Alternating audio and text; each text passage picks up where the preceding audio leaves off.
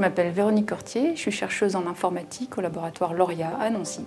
Donc, je travaille sur les protocoles de sécurité.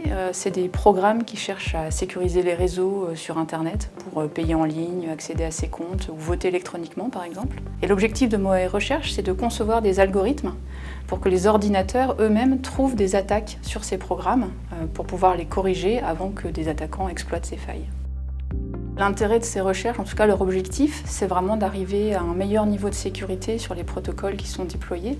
Et maintenant, des protocoles par exemple comme TLS, donc le petit cadenas que vous avez dans le navigateur, qui est vraiment un protocole que tout le monde utilise tous les jours sans le savoir, eh bien ça se développe plus juste en essayant de faire au mieux.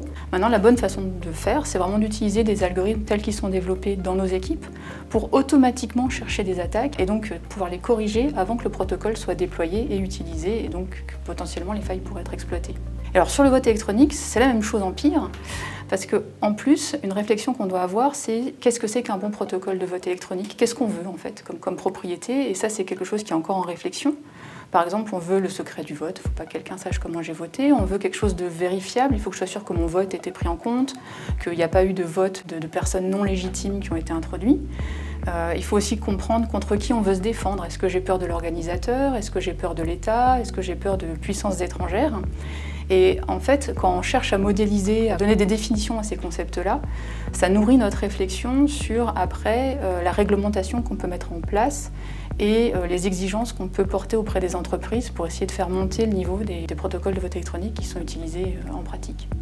Donc actuellement, sur le vote électronique, il y a des propriétés qui sont relativement bien comprises et on sait faire des protocoles qui respectent le secret du vote et un petit peu de vérifiabilité. Mais ce n'est pas encore prêt pour des grandes élections type des présidentielles. Telles qu'elles sont organisées en France avec du papier, c'est pour l'instant bien plus sûr. Donc il nous reste encore beaucoup de choses à faire dans le domaine. C'est quelque chose qui rend ça d'autant plus intéressant et passionnant. Donc sur les protocoles de sécurité en général, on a la chance que maintenant nos algorithmes, nos outils ont atteint un niveau de maturité assez bon pour analyser les protocoles les plus simples.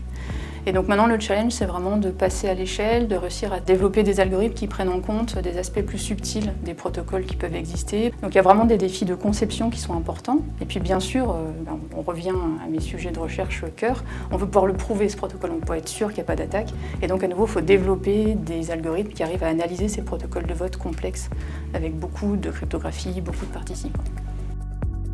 Je suis très touchée de recevoir ce prix, c'est une reconnaissance de mes travaux et aussi ceux de l'équipe et de tous les gens avec qui je travaille.